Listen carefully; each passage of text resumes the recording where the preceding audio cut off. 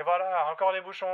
Bon, et le bouge son Mustang avec ses 250 nœuds là? Pourquoi les avions ont parfois du retard? Alors les raisons, elles peuvent être multiples. Problèmes mécaniques, problèmes de personnel, problèmes d'enregistrement, et même d'autres raisons. Mais il faut savoir que la plupart du temps, c'est parce que l'avion a reçu ce qui s'appelle un slot, ou en français, un créneau.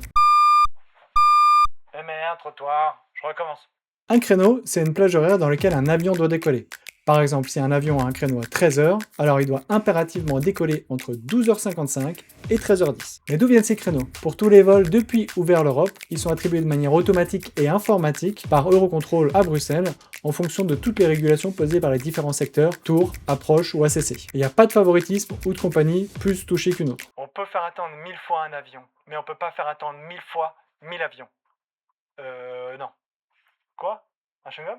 Alors ensuite, une régulation, c'est quoi? Si le besoin s'en fait sentir, un secteur va indiquer à Eurocontrol le nombre maximum d'avions qu'il va pouvoir gérer en une heure. Prenons un exemple. Mettons qu'un secteur ne puisse gérer qu'un maximum de 30 avions en une heure et que les prévisions de trafic indiquent que 35 sont prévus de venir. Dans ce cas-là, ça va poser problème. C'est l'intérêt de la régulation. 5 avions vont recevoir un créneau et attendre un petit peu plus longtemps au sol avant de pouvoir décoller. Qui plus est, si la trajectoire d'un vol est censée traverser plusieurs secteurs régulés, alors dans ce cas-là, les restrictions vont se cumuler et donc le retard augmenter. Ouais, c'est ça.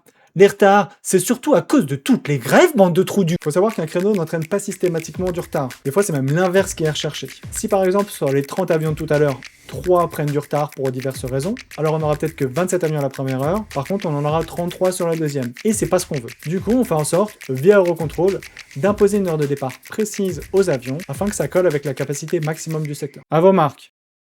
Prêts? Partez! Alors les causes de ces régulations, elles peuvent être multiples. Là, je viens de vous parler du cas où on aurait un trop gros afflux de trafic par rapport à la capacité maximum d'un secteur, mais dans les autres raisons principales, on va retrouver le manque de personnel, un changement majeur d'équipement, ou globalement le plus impactant, les orages. Je vous parlerai de ces différentes raisons dans d'autres vidéos. Et il n'a pas parlé des grèves, comme par hasard.